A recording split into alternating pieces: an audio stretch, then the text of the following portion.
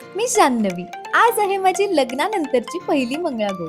कालच्या ब्लॉगमध्ये तुम्ही मी श्रावण सोमवारी वाहिलेली शिवामूठ, आमचं खंडाळ्यातलं खंडाळेश्वर मंदिर, मंगळागौरीची तयारी असं सगळं बघितलंच असेल. आणि नसेल बघितलं तर नक्की बघा हा. तर आज सकाळी लवकर उठून दारासमोर रांगोळी काढून मी मंगळागौरीच्या पूजेसाठी छान तयार व्हायला सुरुवात केली. आज मी सहावारी साडीची नऊवारी सारखी दिसणारी साडी नेसली होती.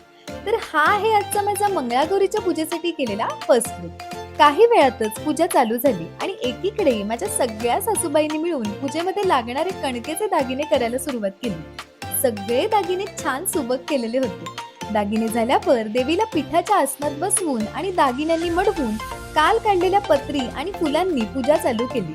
यानंतर आरती, कथा वाचन आणि नैवेद्य दाखवून पूजा संपन्न झाली. यानंतर मला जमलेल्या सगळ्यांनी उखाणा घ्यायचा आग्रह केला. तर ऐका हा. मंगळागौरी माते नमन करते तुला, मंगळागौरी माते नमन करते तुला, चिनारावांचं नाव घेते, अखंड सौभाग्य लाभू दे मला.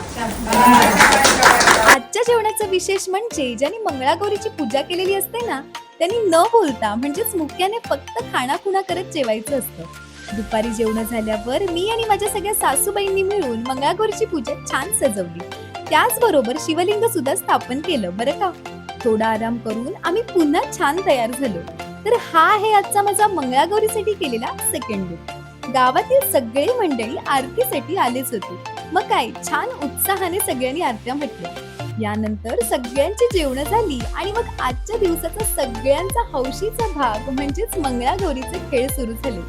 सगळ्या बायका मिळून इतक्या हौशीने खेळ खेळत होत्या ना, मी हे सगळं खूप एन्जॉय केलं. फायनली रात्री 2 वाजता मंगळागौरीचे खेळ आटपले.